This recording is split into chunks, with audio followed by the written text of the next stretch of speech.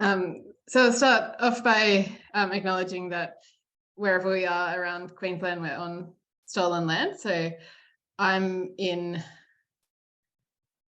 Brisbane, Meanjin, on the lands of the Yagara and Turrbal people, whose sovereignty was never ceded, and pay my respects to elders past, present and emerging. And we're obviously talking about infrastructure across the state on stolen lands as well. So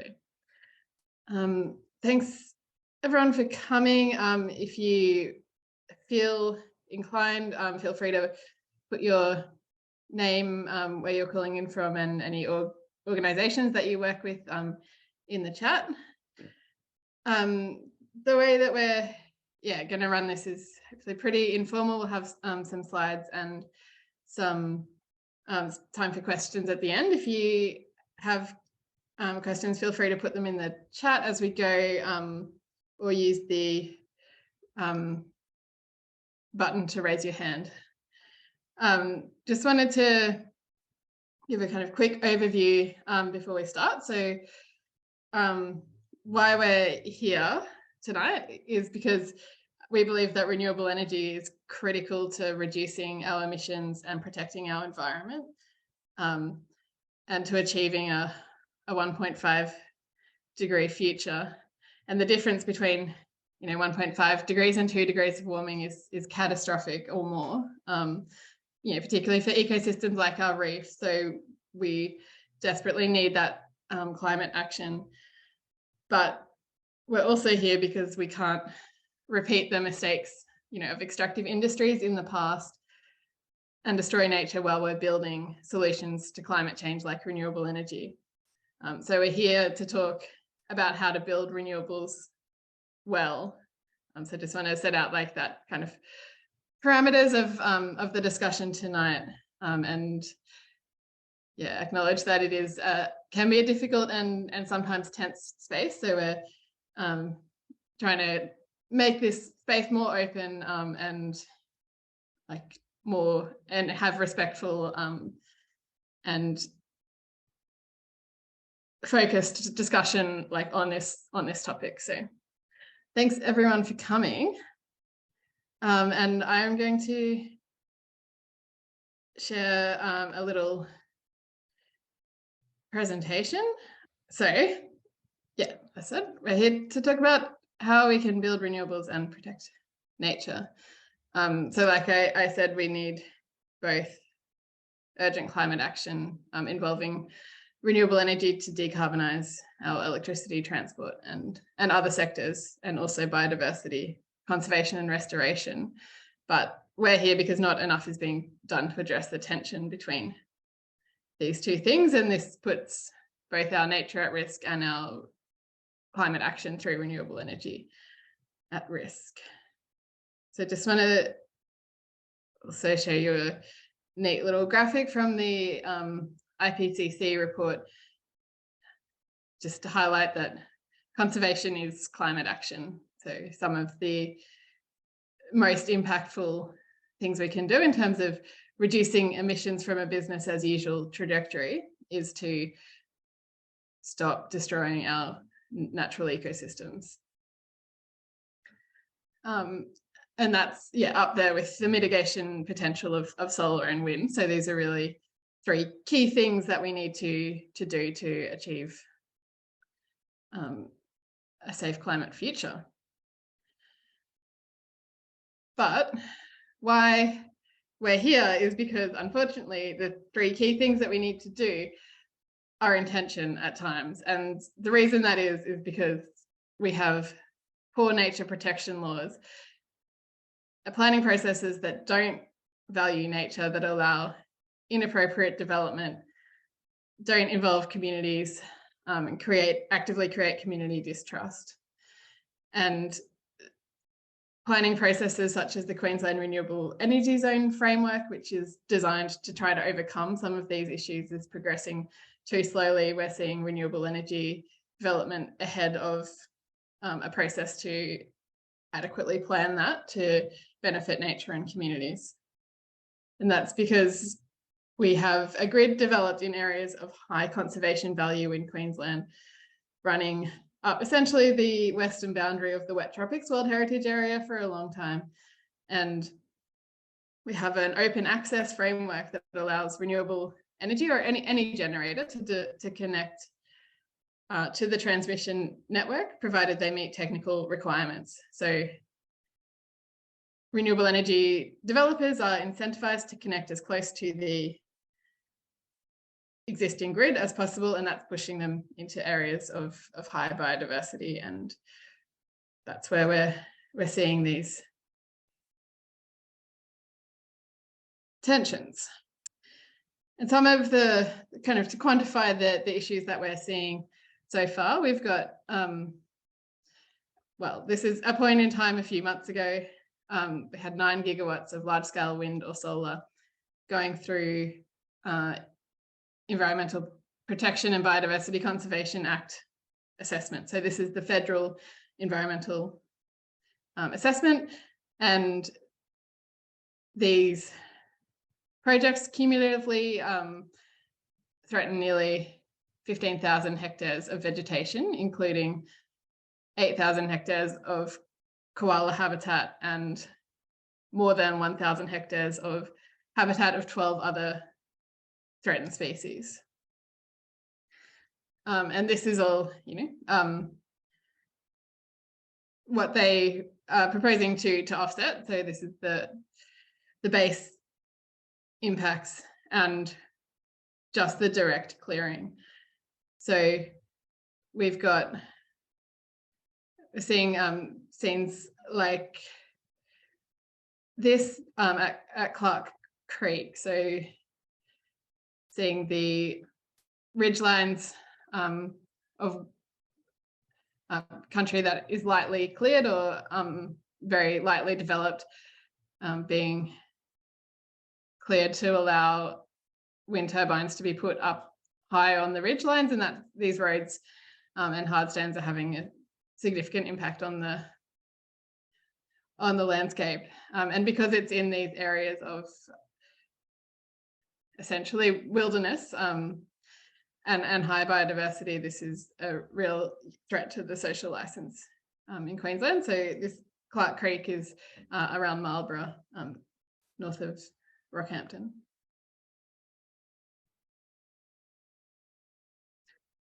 So having given you a brief outline of the problems that we're facing with renewable energy and nature, this is a webinar to talk about how we can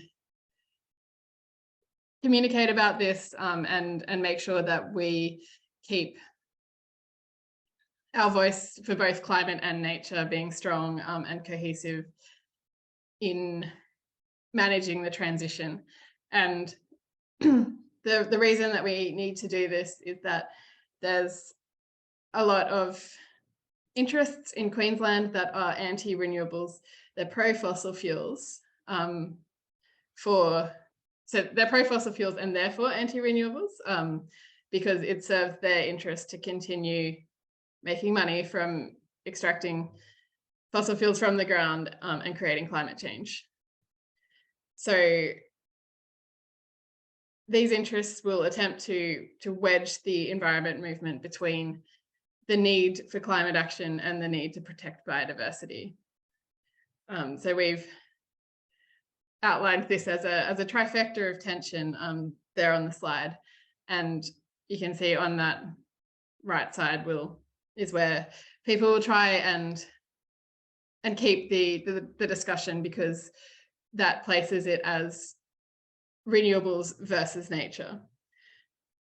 But how we need to be communicating it is that the problem is actually in our planning laws. So our planning laws don't protect nature, and we need to improve them to be able to have both nature and renewables. So making sure that we keep that, our planning framework as the villain in the piece, is really important in how we talk about this, so that it's not, we're not being wedged and trying, to be divided, essentially, as the climate and conservation movement.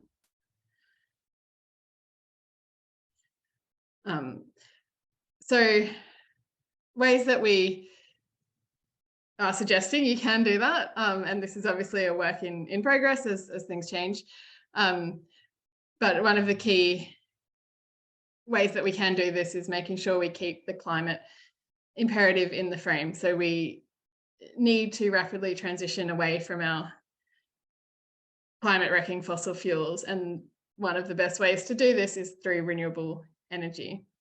So it's not that we're doing this for fun, or that we could maintain the existing fossil fuel energy system that we have without having also catastrophic impacts on our biodiversity through climate change. And we're, as much as possible, trying to be positive about it. So in the language that we can have both nature and renewables, and finding places that this has happened, and there's some resources in these slides that I will send around after this that are international examples of how people are dealing with this problem. And being as specific as possible. So we will talk in a little while about the Chilumban project, but making sure that we talk about particular projects and why we might be opposing them, and the particular planning and nature reforms that we need to be able to achieve our vision of both thriving nature and renewables. And like I said, in general, we're trying to avoid being divided as a movement. So very important not to publicly undermine other groups in the movement, and also statements that can be taken out of context, or that even statements that we support renewables but not here, don't really articulate why not here or how we support renewables being done. So there are ways that we can improve those messages to make it more compelling and make a stronger voice for both climate and nature. So Lucy's going to talk a little bit now about the Chilumban project. Thanks, Claire. And I find it strange because I can't see you all, but I'll just do my best. So Claire just asked me to share a little bit about how CAFNEC hasn't sort of negotiated, campaigning for a transition to renewable energy and supporting the transition, but also working to oppose the Chilumban wind farm. I think the first thing I'll say is that we didn't make that decision lightly or quickly. It took probably about a year to come, or more than that, a year, maybe and a half, to come to the point where we were publicly opposing the wind farm. And it was only once the environmental impact assessments statements process had begun. I think, the things I've been asked to answer here is how we've managed that. I think the trap we can really fall into here is saying that renewable energy is the problem. It's been a bit of a learning process for me and how to articulate this, but when I'm talking publicly about this, or with our members, or with decision makers about this issue, at the core, what we have had for a very long time now is planning and environment laws that allow for inappropriate development in lots of different ways. Coastal hazards, mining development, fossil fuel energy development, there's so many examples of how development is not being done well in regards to both community and in the environment, and that's because of our poor planning and environment laws. And I think something that definitely conservative players, or like, you know, other folk could try and corner us into as saying that renewable energy development is the problem. If we had effective environment and planning laws that did their job in protecting communities and the environment, then this rollout could happen and we wouldn't see these issues occurring. So we're really focusing on expressing that and making sure that we're focused on that. And yeah, we do that by, you know, speaking to how we got here and the nuance of that. You know, like, we needed this rollout to start decades ago, and if it had have happened decades ago, we could have probably done this slowly and carefully in the way that, you know, was required to. And also we needed reformed environment and planning laws, and if we had have started that, you know, a while ago, we wouldn't be here. And that we are dealing with two global existential crises, and they're both really big, wicked problems. So, you know, in solving climate change and biodiversity, or a warming, you know, globe, and biodiversity loss, there's going to be lots of perverse outcomes. That's what wicked problems have. And so really just naming that, you know, that is the reality. And also, you know, I think the worst thing that could happen now is that we get distracted and scattergunned with our advocacy in what actually will change the situation. So really focusing on those, they're like straightforward interventions, but not easy interventions. And as far as why we came to opposing Shulumban Wind Farm, there's quite a lot of wet sclerophyll forest being cleared, which is a very unique ecosystem that doesn't exist in many places at all. It's very close to the World Heritage Area. It's like one of the closest turbines is 500 meters away. There's been no management plans for fire incursion into the World Heritage Area. And in that, they sort of just said that fires don't go into the wet tropics because it's too wet. And so that really ignores the current climate situation. So there was, you know, some real problems there. There's lots of threatened species, you know, habitat being cleared. The offset program was terrible. And ultimately, one of the really big reasons is that this sets a precedence for our region that we're not okay with. And so, you know, it was really important to, you know, say that. And I think ultimately the environment wasn't considered in the siting of this project, and that was something that was shared from the beginning. So yeah, that's me on that one, Claire. Thanks, Lucy. And that's also a good segue to the next slide, which is just to talk a bit about the solutions and possible points for improvement in the renewable energy development stage, of which there are many, and they do start very early, as Lucy mentioned, in the siting, even before that, in the planning of our energy system. So in how much energy we need. So if we were to maximize energy efficiency, we can't ever reduce the need for large-scale renewable projects and transmission and storage, but we can definitely make sure that we're only building what we actually need to build. And the broader planning, like the renewable energy zone framework that I mentioned, if we have regional planning, then we can protect the areas of high biodiversity, manage land use conflicts, and make sure that communities are well engaged in the design process. The other areas that we're focusing on is, trying to improve engagement with the planning frameworks, which is currently very lightly required in Queensland, if at all, and also starting to look into ways that renewables can be managed for active land improvement.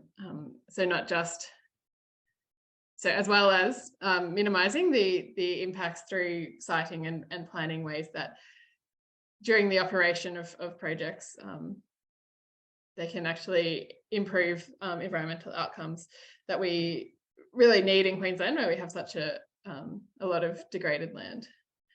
And another thing that we're acutely aware is not being planned for well is decommissioning and recycling of components of renewable energy, and that is a problem that's only kind of starting to become apparent, but will become much more dire if we aren't getting the right planning in place before this wave of projects are built.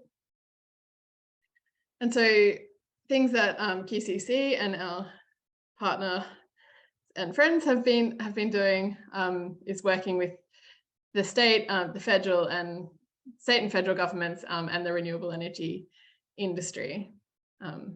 So a lot of the energy policy is a state responsibility. So we saw the Queensland Energy and Jobs Plan released last year, which was great news from a climate perspective, as the first time the Queensland government had publicly acknowledged a future without coal-fired power. And it also had an action in there that we've been trying to follow up on to review the planning frameworks.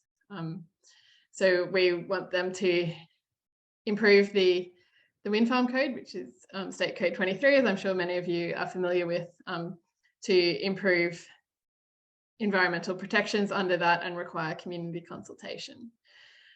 As well as that code that governs individual projects, another action under the Energy and Jobs Plan was to produce a Queensland Renewable Energy Zone roadmap that's expected, probably not mid-2023 anymore, but definitely in 2023, to provide a longer term view of where the government is expecting renewable energy zones to be declared, how they might be managed, and hopefully to provide that broader community engagement in the design of the zones. And one of the ways that they are trying to implement this is through the actions under the Queensland Regional Energy Transformations Partnership Framework, which I personally hate as a term. It's like all the buzzwords just put together, but you just have to roll with it sometimes. And that is open for consultation until the end of June. So I would encourage anyone who's interested to go and have a look at that and make suggestions as to how you think they can actually implement the actions that are in there. And just reiterating to the government your strong support for this, for better planning. And longer term, the Queensland government is also looking at upgrading transmission lines, and there's potential to try to overcome one of the fundamental problems we're seeing at the moment by building transmission into areas of lower biodiversity. And although a lot of this is state responsibility policy, but the federal government has come back involved, particularly through the EPBC reforms.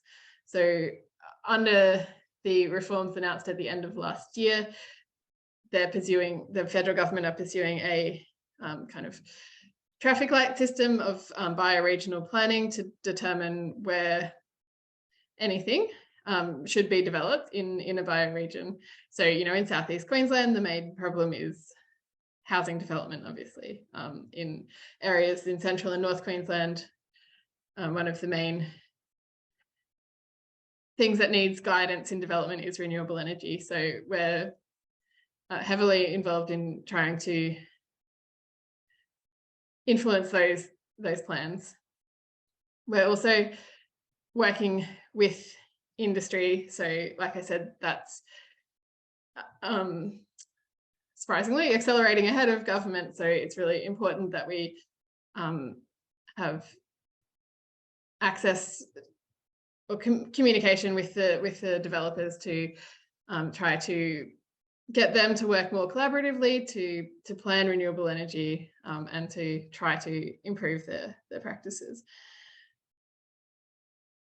And Lucy is also going to talk a bit more about how we are trying to influence the bioregional, the planning process through mapping.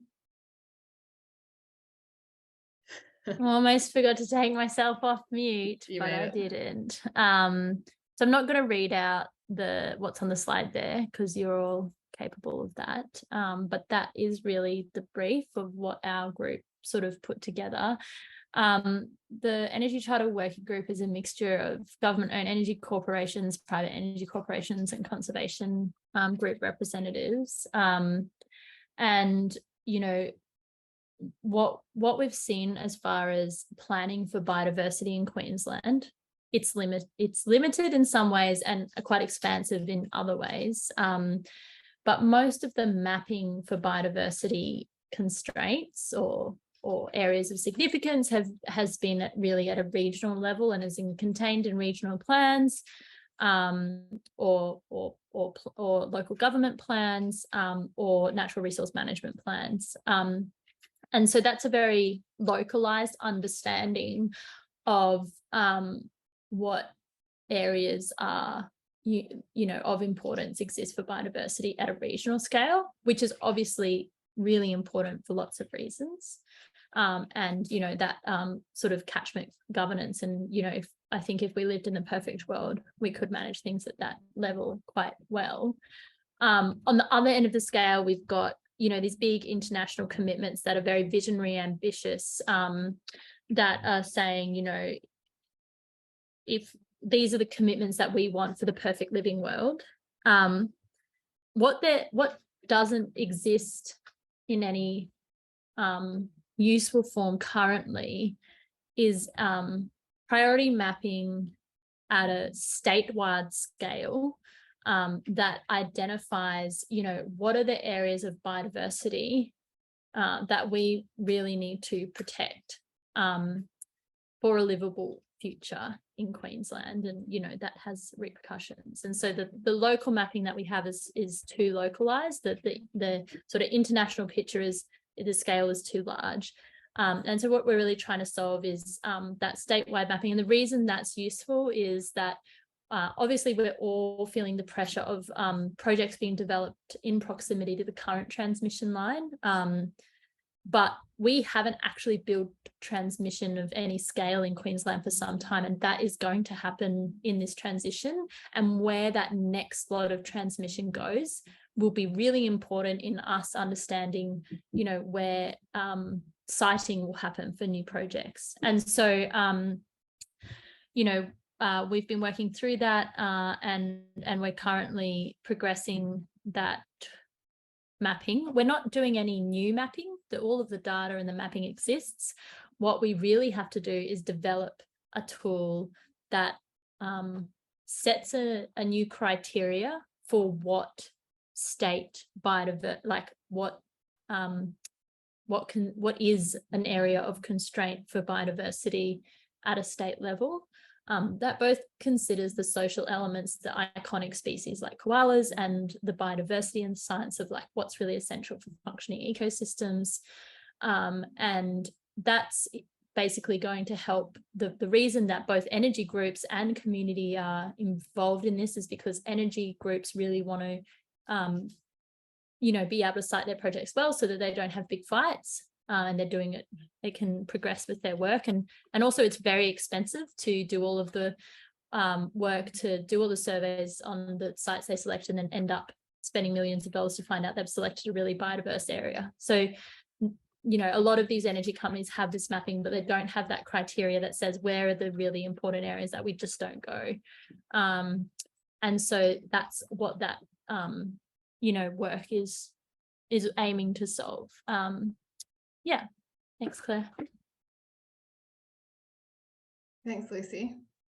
We're nearly at the end of kind of presentation, so I'm going to put you in the first question asking seat, Coral. All right, and we'll just a couple more slides to go through. Just to say that another kind of arm of work that we're trying to do is to develop some principles. So on the theory that if we can articulate and agree on what we want with a range of different sectors, industry groups, conservation groups, climate groups, then we will be able to successfully advocate for the vision that we want, and be able to deal with specific projects more easily. So this started with a workshop last year up in Cairns, resulting in the vision for thriving nature and renewable energy that is on the CAFNEC website. And since then, we've been working on a similar theme statement with groups in the Climate Action Network Australia to have a kind of common understanding between environment and climate groups there, and also going through a process of facilitated discussions with the Energy Charter, which Lucy mentioned is energy industry and conservation groups in Queensland to develop high-level principles around some of these issues that we mentioned earlier, and also to collate and provide the international resources, some of which are in these slides, and yeah, to be able to open up that discussion and kind of community of practice of development going forward to minimize these issues as much as we can. So the next steps, you know, for us being QCC, CAFNEC and others that we are working with is to undertake this mapping project that Lucy has outlined and continue to push the Queensland government to accelerate the things that they have said they will do in the planning review and res roadmap, and make sure that they actually achieve what we want them to, and continue to work with industry to develop these principles for development.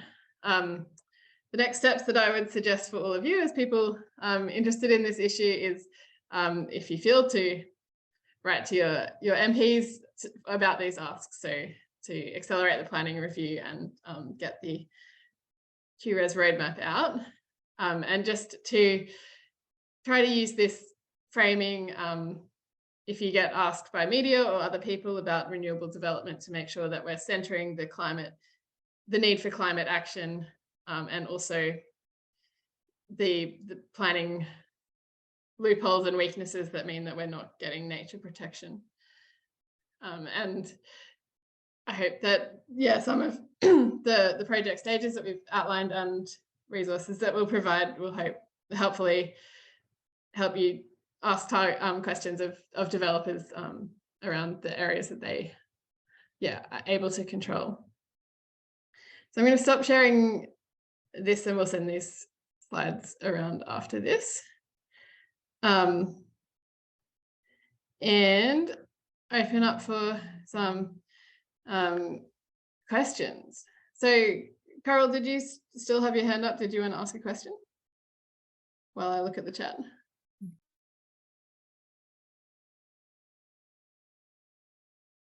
I have a feeling Carol might be eating dinner, so that's fine. Yeah, I am eating dinner. Just put it down for a second. Hey, Claire and Lucy, thank you so much. That's really, really great update and appreciate it. I'm probably going to flick a little bit to Jacqueline, who I think is still online, about this, but we've been talking about it within Central Queensland, where we've got a number of different wind farms proposed, and we've got solar farms, and there's lots of people from Central Queensland here today, which is, you can tell that we're a bit of a highlight in the renewable energy transition. And for us, it's really important that we get this messaging really straight. And there were a few kind of furfies in there, and it's, I don't know how we achieve it, but it's getting, my group doesn't deal with renewable energy. We're dealing with get out of fossil fuels. But when you're getting out of fossil fuels, you get all these comments coming in going, oh yeah, well, are we going nuclear? Renewables don't work. How do we get the messaging really right, as well as the planning? And that's fantastic. But how do we actually deal with our communities that are dealing with everything from NIMBY to misinformation to serious concerns about biodiversity impacts? Really keen to hear both Lucy and your views on how we get that messaging right. And Jacqueline is probably also a really good person to speak to this, as is Crystal. Yeah, thanks, Carol. There's definitely a lot of misinformation and also just loud voices on the opposing climate action. So I think that we didn't go over a lot in this presentation, the kind of climate science aspect of it and the need for, like, why we're saying that we need to reduce our emissions. I think that that's a large part of how we talk about this is, like, staying where we are is not an option. We need to transition and decrease our emissions rapidly. And I think that that's also the rebuttal to the nuclear question, is that it would take so long to develop in Australia that it's not a valid solution for climate action in the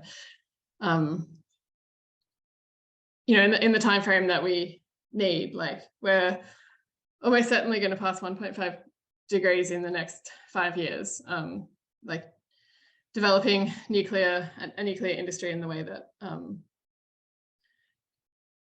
could contribute meaningfully to that, like, is just another timescale entirely. Not to mention the significant other concerns with nuclear, and including dealing with the waste, dealing with the increase in nuclear weapons capacity that would come from developing that industry in a fairly volatile world at the moment.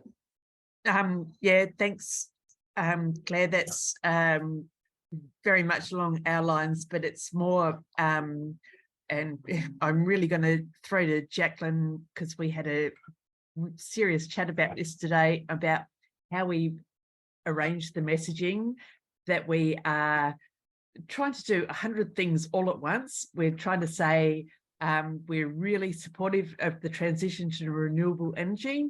We don't want to go nuclear. We want to shut down fossil fuels. And then we've got responses from community that are a bit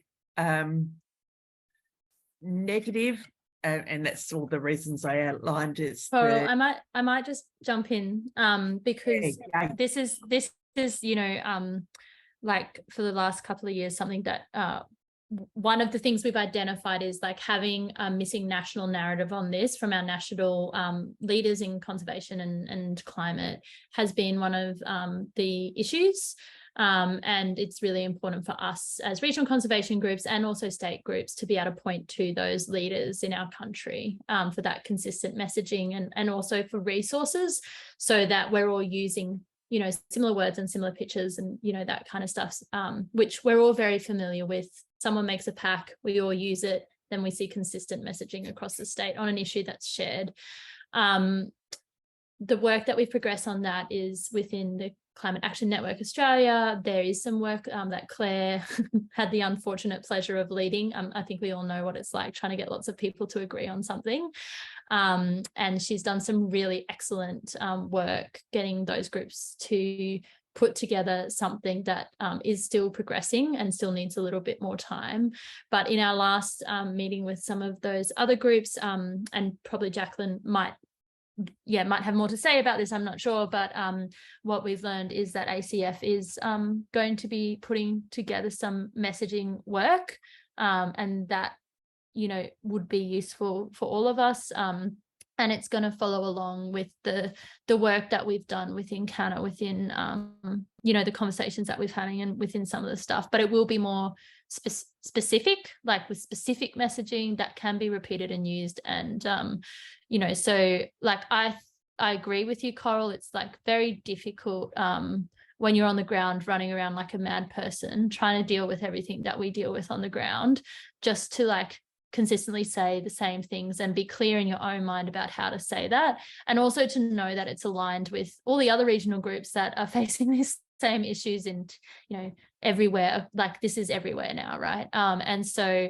you know, I think I think we do need to keep asking for that to come quickly and come to us. And so when you're in those conversations with those national groups, particularly saying, hey, we've got no money, we've got no time, you've got both, make us some resources so that we can help you fix this on the ground with our people. And I think that's really, you know, what is useful. But I'm sure, you know, there's other folk who can add to that. But that's just some of the work that we've progressed. Just a really quick one, Lucy. Awesome. I love the option of using the Nationals money to fight our cause. And it is everyone's cause, you know, they know that too. Jacqueline, did you want to jump in there at all? Well, Sophie's got a hand up. So, you're on mute. I don't know if everyone saw the ACF position statement, but if you haven't got it, I definitely recommend getting a copy. I know the QCC girls will have it to email out, and that's something that we're really trying to push to have here at CCC. But obviously, agreeing with what Lucy said, we would like QCC to release something first so that our statement is just in support of what they're saying. But in the meantime, the ACF position statement is really guiding us here at CCC.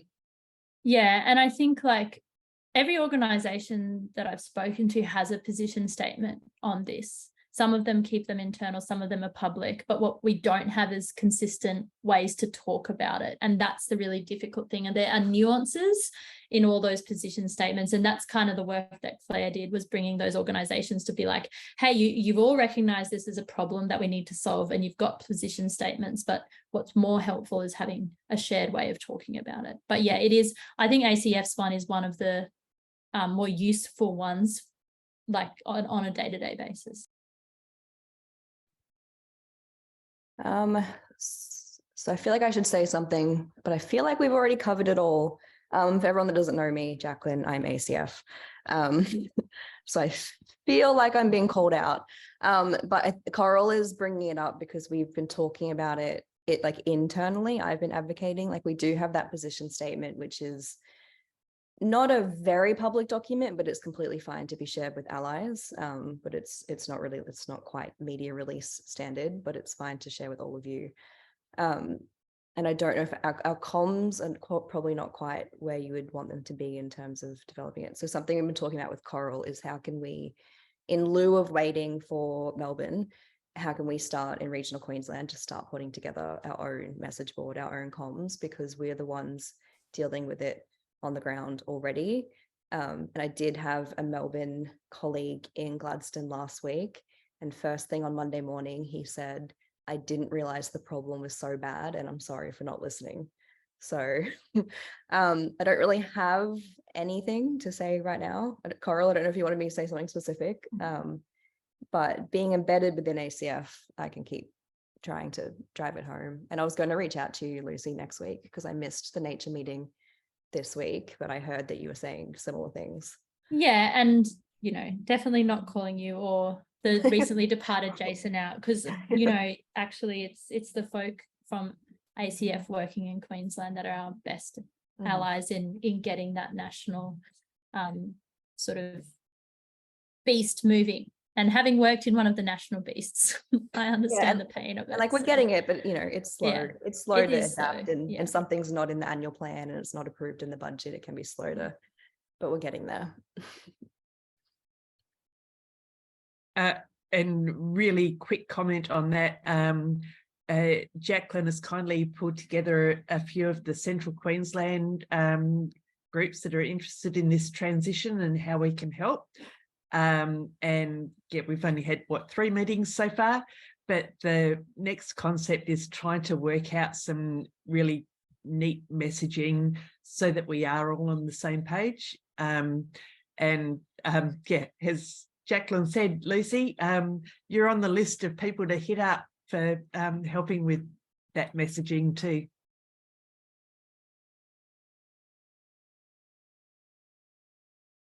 Great. Yeah, Mike, did you want to jump in with the question? Yeah, I'm just wondering which industry groups, renewable energy industry groups that QCC's been talking to, because sitting here, it just occurred to me that, if you could get someone like the Smart Energy Council to come out with a position statement about biodiversity and the interaction with renewable energy projects, that could be a great leap forward. Yeah, so just something to bear in mind, I think, when you're talking to the industry, you can get some of those, and the Smart Energy Council, they're pretty proactive. They run a couple, I think at least one national energy conference like Energy Next. They take overseas delegations to India to talk to them about renewable energy. They were beside themselves when the Albanese government got elected, because they thought, he's at least, some way towards undoing what the last 10 years have been like.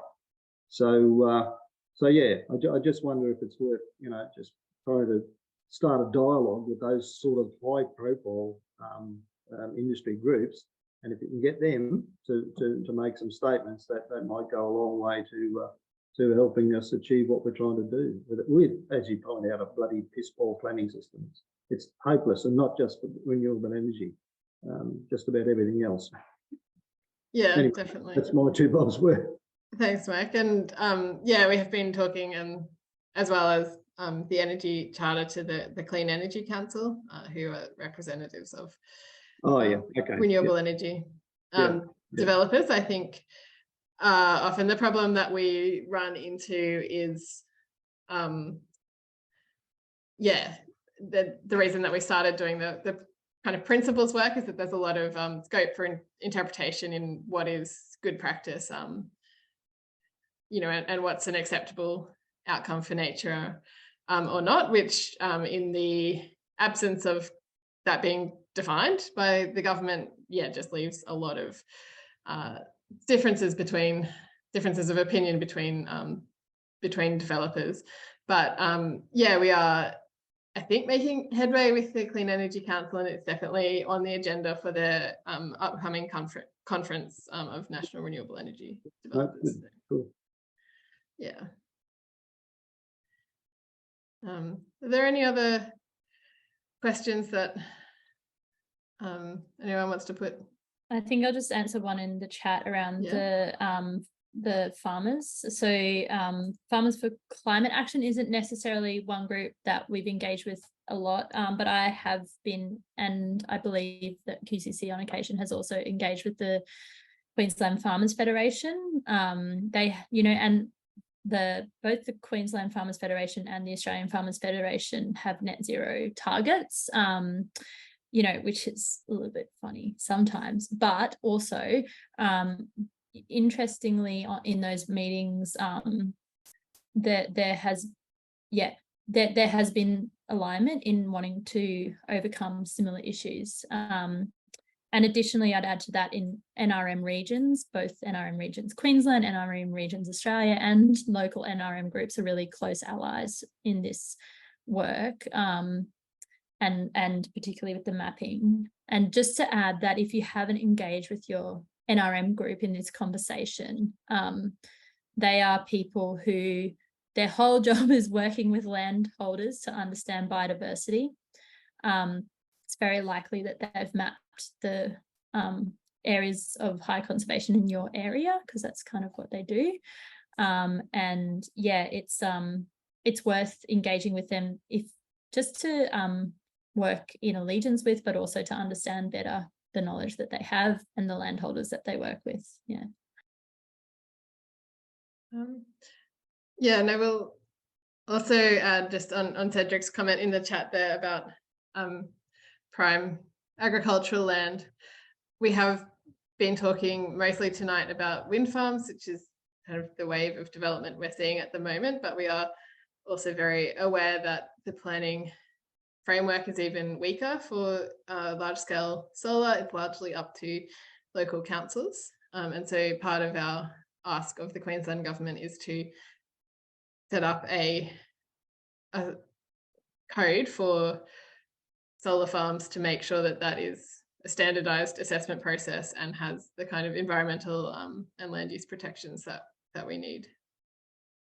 And that, yeah, Sophie?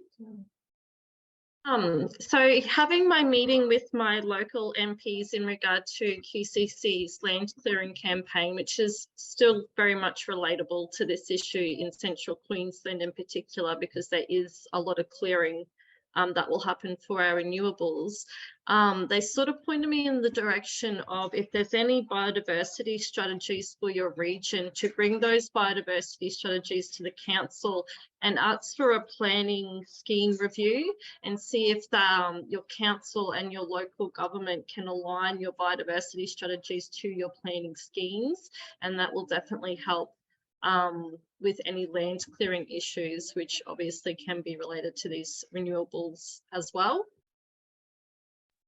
And it's a really good point, Soph. And the other thing I would add to that is that increasingly local governments are looking at entering into power purchase agreements with renewable energy to offset their emissions and to have zero emissions. And so we've been in a lot of conversation with our local government about,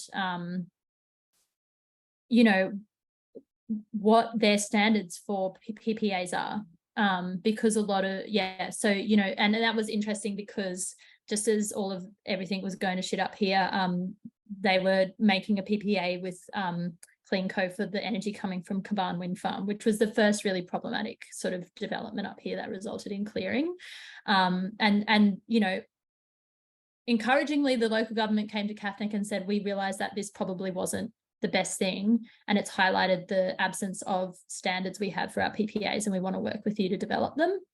And so, you know, that also exists for companies from your area, and so it's worth looking at, you know, who's who's investing in this energy for their power purchase agreements, because a lot of this energy is going to big companies or organizations, and there is a lever point there for the conversation, like, and a really good conversation, and you know, and so then the local government hosted a panel on this at our Eco Fiesta on the weekend. So, you know, and they're talking openly about their own considerations for ESG standards for PPAs. Sorry, environmental sustainability governance standards for power purchase agreements. Yeah. Great. Thanks, Lucy. We're nearly out of time. Is there any final, anyone got a final question they're burning to ask? I've got something more to share, Claire. Is that okay? Can I share one last thing? I just wanted to out loud that one of the missing bits in the conversation that we're having now, and we're very cognizant of that and working to improve it, is the cultural heritage and the relationships with First Nations people that come into play, and the complexities with consultation, PDCs, land councils, all of that chaos. It's very hard to navigate, and something that we haven't always done particularly well. I'm just sharing in the chat because at the moment the First Nations Clean Energy network is consulting with both First Nations communities and Indigenous communities on their First Nations clean energy strategy that the federal government has agreed to co-design. So first, the federal government has contracted the First Nations Clean Energy Network to do all the consultation and propose the co-designed project. They have one coming up in Cairns, but the federal government's managed to already postpone that. So I'm not allowed to know what the details are, but they're going to do a regional, roadshow. And so I think it would be important to both keep an eye on that space and see if there's one coming to your region, to engage communities welcome, so that we can all get an understanding of those expectations, what's in our community, who's in our community, and it's a really, I think, good learning opportunity too. So I think we all do it in different ways because all our regions are different and our people are different, but that's one consistent thing that will make a difference, legislatively, and is a good place to engage. Awesome. Thanks, Lucy. And thanks so much, everyone, for joining tonight. This is obviously only the beginning of this conversation as we go forward in the energy transition, and start to look into the associated infrastructure, critical minerals, all of this kind of development. These relationships and conversations that we've been having now will be what we need to navigate those issues as well. So after this, I'll send around the slides that Lucy and I talked to, and also some of the links, like the First Nations Clean Energy Strategy, and the link to the Partnerships Framework consultation. And any follow-up questions or things that you're struggling with, feel free to reach out and chat at any time. So thanks so much, everyone, and I'm sure we'll talk again soon.